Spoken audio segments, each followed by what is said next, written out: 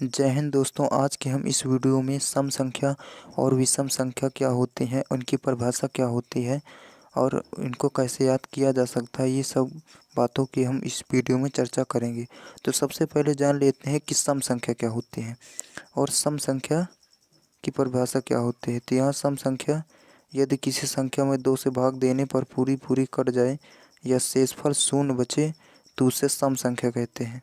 कैसे? जैसे कोई भी संख्या है, जैसे आपको मान लेते हैं कि ये 8 कोई संख्या है और इसमें 2 से हम भाग देंगे तो दो दो चौको 8 आ जाएगा, यानी पूरी पूरी कट गई और इसका जो शेषफल है वो शून्य आ गया। तो ये कौन सी संख्या हो जाएगी? ये 8 जो संख्या हो जाएगी ये आपकी सम संख्या हो जाएगी। तो इसी से ये परिभाषा बनी हुई है कि यदि किसी संख्या में 2 से भाग देने पर पूरी पूरी कट जाए और कुछ शेष ना बचे यानी शून्य बचे तो उसे क्या कहते हैं? सम संख्या कहते हैं। जैसे यहाँ पर लिखेंगे सबसे छोटी जैसे यहाँ पर लिखेंगे 2 लिखेंगे, 4 लिखेंगे, 6 लिखेंगे और 8 लिखेंगे, 10 लिखेंगे, 12 लिखेंगे।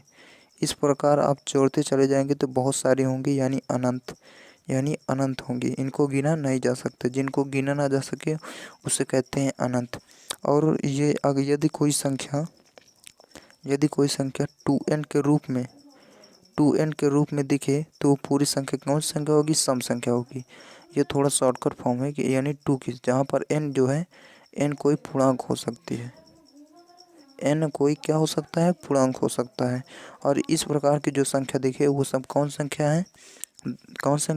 सम संख्या है। और यहाँ पर आपको अब सीखेंगे कि विषम संख्या क्या होती है।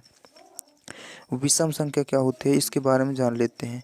तो विषम संख्या क्या होती है? यानी ओड नंबर की परिभाषा क्या होती है?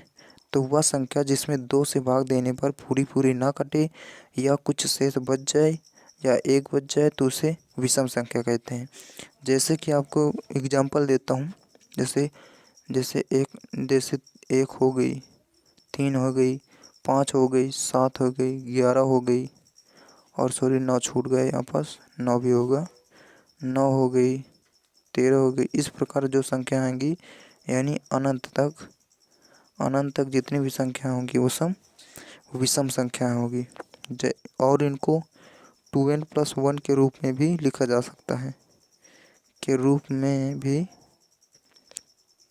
सकता है। यदि कोई संख्या है और उसको अगली संख्या निकालना है तो आपको इस यहाँ पर जोड़ देना। जैसे कोई संख्या है 2 जोड़ देना, जैसे 3 है, इसकी अगली संख्या जो विषम संख्या होगी और तो 2 जोड़ेंगे तो 7 आ जाएगी और 7 में 2 जोड़ेंगे तो कितनी आ जाएगी?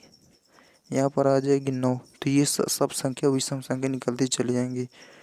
तो आशा करता हूँ यह वीडियो आपको समझ में आई होगी।